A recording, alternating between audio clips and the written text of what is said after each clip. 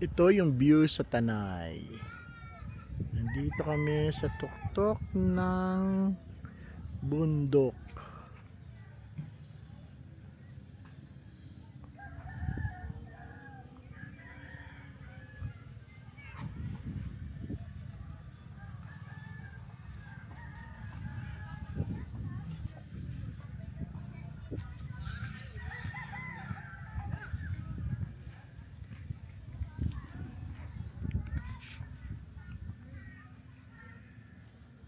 Ito nga pala yung naging setup namin.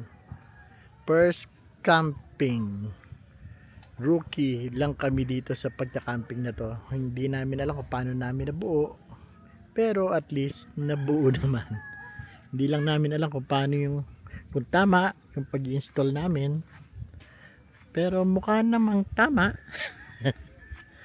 Comment na lang kung para matutunan namin yung tamang pag-install.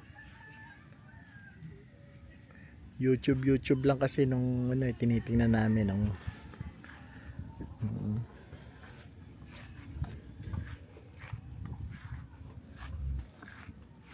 eto first time.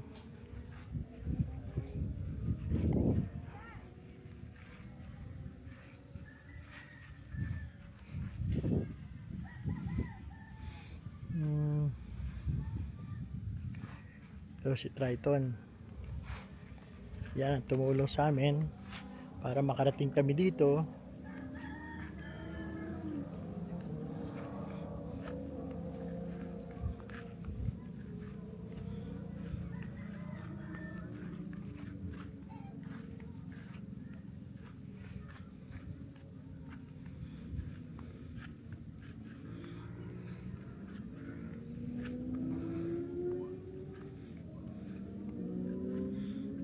Ito yung admin building nila, nag-iisa pero okay naman, walang tao ngayon.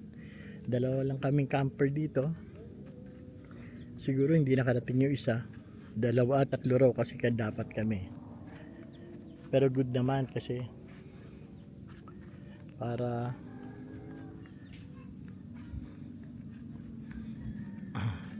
ma-experience namin at hindi naman kami pagtawanan pag nagkakamali kami o nagtatagal ng pagsisetup.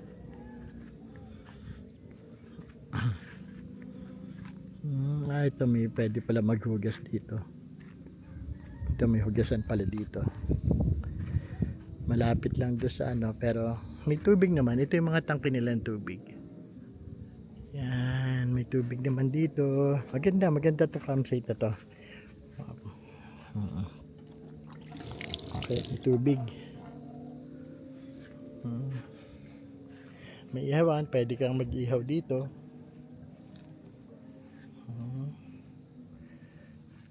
Maganda tong campsite na to. Para sa mga rookie na kagaya namin. Maganda na to. Good, very good na to sa amin.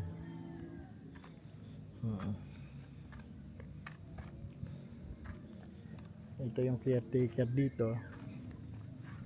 Nandito sila.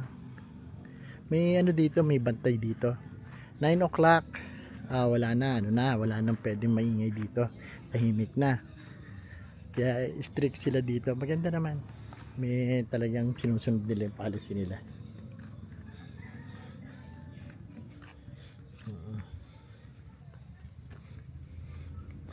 Ang medyo hindi lang maganda dito is kung may nakalimutan kang bilhin sa labas, wala kang mabilhan dito. May mga tindahan pero pricey siya, medyo mahal.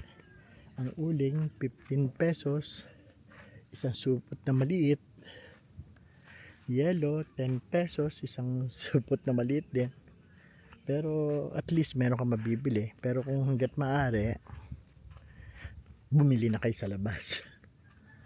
At least dapat pagpunta nyo dito kompleto na. Isang kamatis halos 10 pesos na maliit.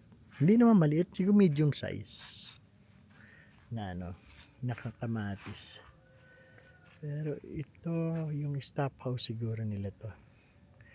Yung stop house, meron naman sila dito. O yun, merong isang kubo doon na siguro pwedeng iyan yun. Pwedeng pinaupahan din nila yun. Pwede nyo i-rent yun. Pero maganda yung location doon. Oh. Maganda siya.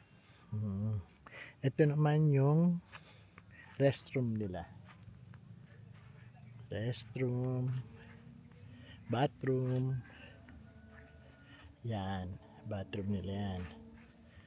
Maganda naman, medyo malinis. Okay naman siya, hindi naman siya yung talagang napabayaan. Maganda, okay na siya. Hindi siya yung sabihin natin pinabayaan na hindi. Well maintained siya. Mamaya pakita ko sa inyo, may tao lang kasi doon eh.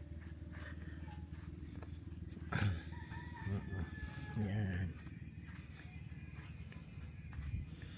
Ito yung access road papalabas and papasok na rin. Dito rin yung access road papasok.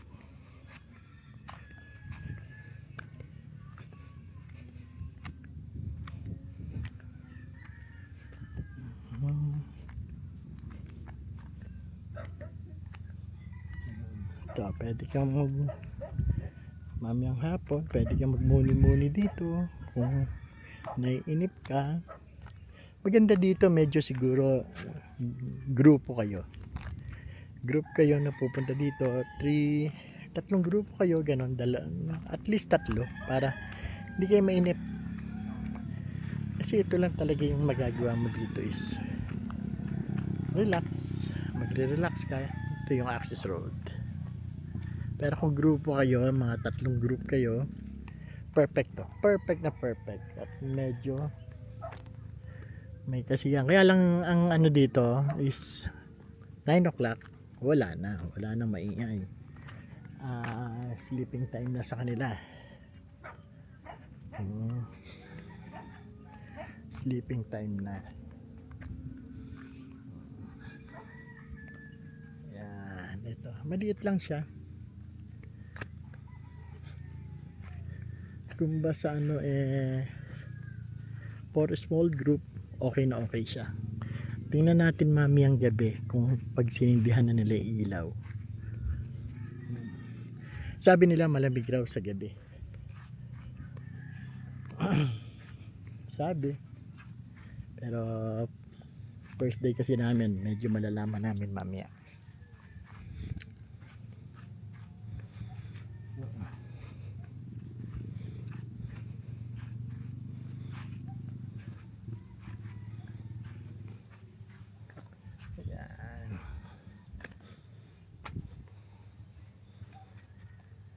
Kahapon daw may sea of clouds dito nakita raw nila pero ano yun afternoon yun,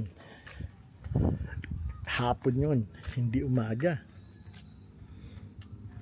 kasi mababa kasi ang ulap kahapon, kaya siguro nakita nila siguro dito yung pinicturean nila. Yan.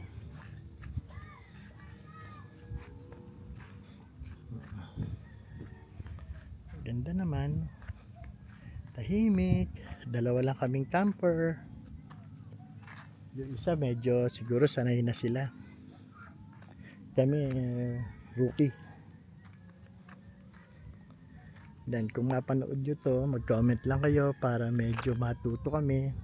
Huwag naman kayo mag-comment nung medyo hindi kami, parang madadala na kami, yung makakatulong sa amin mag-improve. Yun ang magandang comment.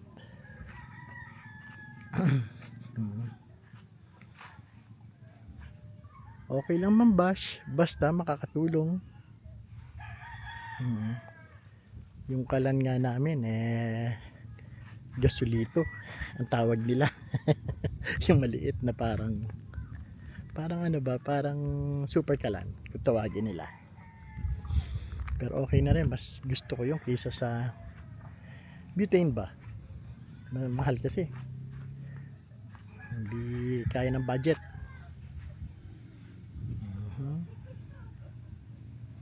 Yan, yun, nandun yung tent namin doon. Yun, yan. Medyo mahangin na, medyo malamig na. Hindi na. Ito si may pusa dito. Uy, puta. Baka nakain na ng pusa yung aking ano.